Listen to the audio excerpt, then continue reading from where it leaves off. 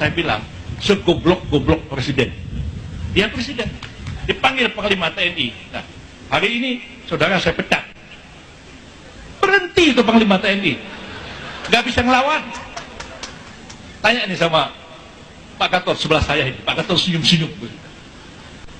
Jadi, jangan kita itu pikir, oh ini orang kok tampangnya sederhana, tampangnya wong deso, gitu ya.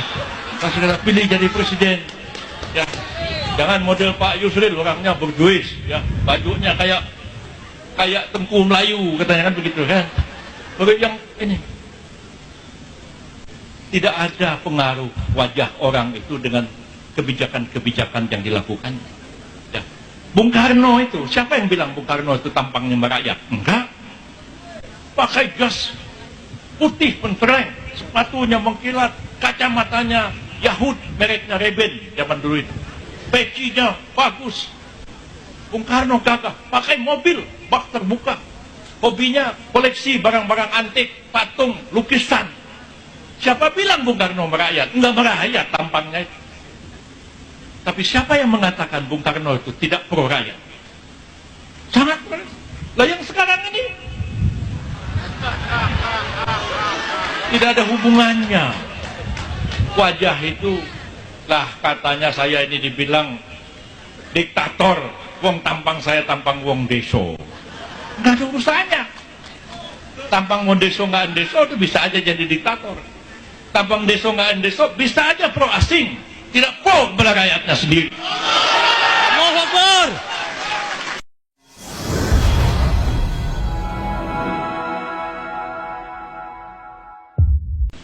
Maka saya mengajak dan menghimbau umat Islam seluruhnya, yang hadir maupun tidak hadir, jangan ada lagi yang mengatakan kami tidak mau ikut politik. Yang tadi Pak Amin singgung, selalu dikatakan Islam itu suci, agama itu suci, politik itu kotor, jangan dicampur adukkan.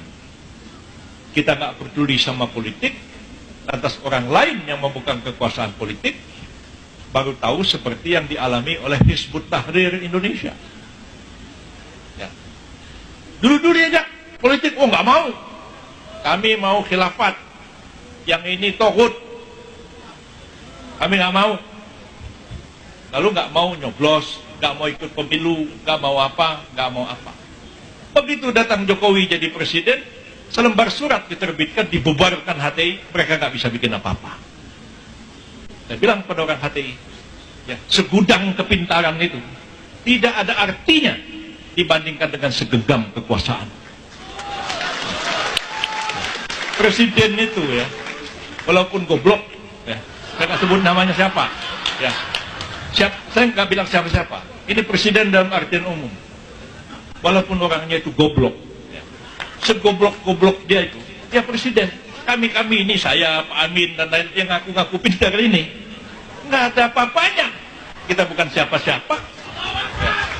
Saya ingat satu hari cerita ya, sidang kabinet zamannya Gus Dur. Saya menteri kehakiman, Gus Dur, Bu Mega, Menko Polhukam, terus saya sebelahnya. Gus Dur mau keluarkan dekret, nah, Pak Amin tahu persis cerita ini.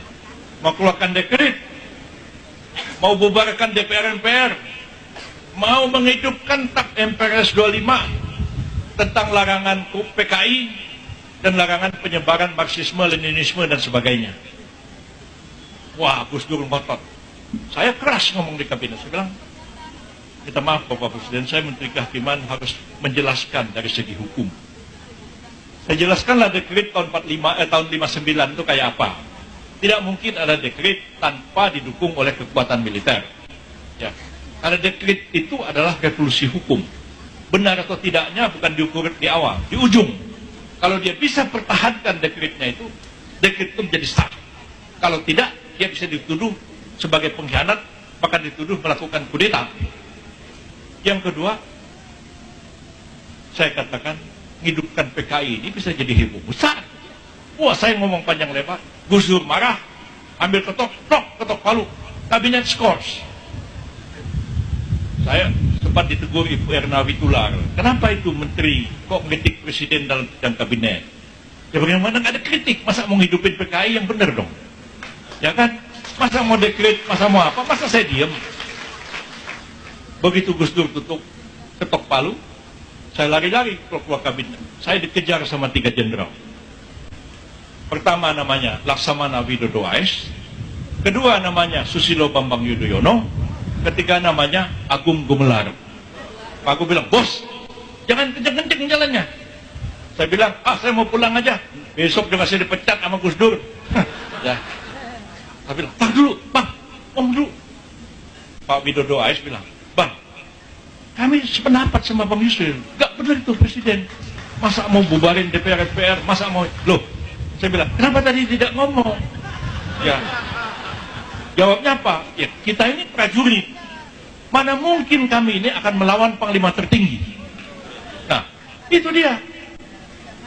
Saya ceramah kemarin itu diundang di pertemuan alumni Gontor di Banten.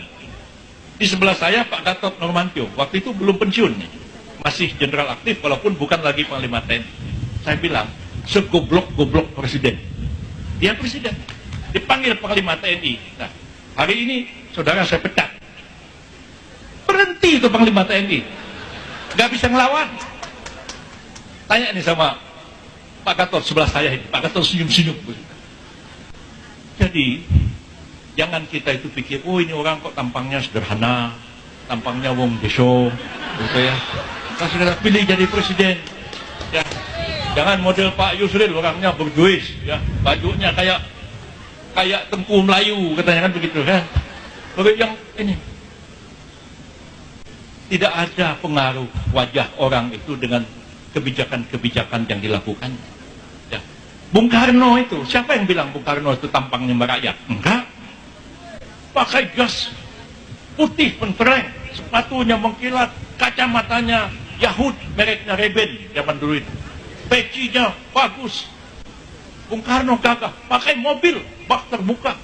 Hobinya koleksi barang-barang antik, patung, lukisan. Siapa bilang Bung Karno merakyat? Enggak merakyat tampangnya itu. Tapi siapa yang mengatakan Bung Karno itu tidak pro rakyat? Sangat pro. Lah yang sekarang ini tidak ada hubungannya. Wajah itu lah katanya saya ini dibilang diktator, wong tampang saya tampang wong deso. Nggak ada urusannya. Tampang wong deso nggak deso itu bisa aja jadi diktator. Tampang deso nggak deso bisa aja pro asing, tidak pro kepada rakyatnya sendiri. Allahu Akbar.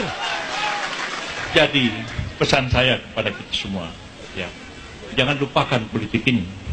Pilkada sudah dekat di Sumut. Jangan kita diam-diam aja, adem ayem aja. Seperti yang saya katakan kepada kawan-kawan HTI. Katanya kalau HTI dibubarkan, 100 pengacara akan membela HTI. Datang saya ke pengadilan. Saya tanya Ismail Yusanto, mana yang 99 lagi nih pengacara yang bela Anda ini? Kok awak sendiri pula yang datang ke pengadilan yang bela? Jadi mana yang 99 lagi nih? Saya bilang. Nah, ketika orang sudah dalam kesusahan, yang lain pada takut menjauh. Saya berjibaku aja, saya lawannya nggak peduli. Nah, jadi ini kita pengalaman HTI. Ya, nggak mau ikut itu, nggak mau ikut ini. Begitu dibubarin, saya nggak mati. Mempertahankan eksistensi pun susah. Jadi saya pikir ini saatnya umat Islam memilih pemimpin Islam. Ikut pemilu nanti pilih partai-partai Islam yang memperjuangkan Islam. Ya. Bukan berarti kita mau zalim sama orang lain, tidak. Kita nggak akan zalim kepada orang Nasrani, zalim pada enggak. Pasti kita ini biasanya mikir-mikir tentang orang lain. Cuman orang lain sayangnya nggak mikir-mikir tentang kita, itu yang repot. Ya. Ya. Kalau kita itu umat Islam situ 70%, mau pilkada, kita pikir-pikir nih, gimana ya, kita ambillah saudara kita agama lain jadi wakil. Kita mikir gitu, kita tuh orang baik. Coba kalau kita di situ yang 30% mereka yang 70%, nggak pernah mikir seperti itu. Ya. Jadi harapan saya, jangan pasif, aktif dalam politik ini, jangan sampai kembali pemimpin yang seperti begini bikin susah kita semuanya. Terima kasih. Wassalamualaikum warahmatullahi wabarakatuh.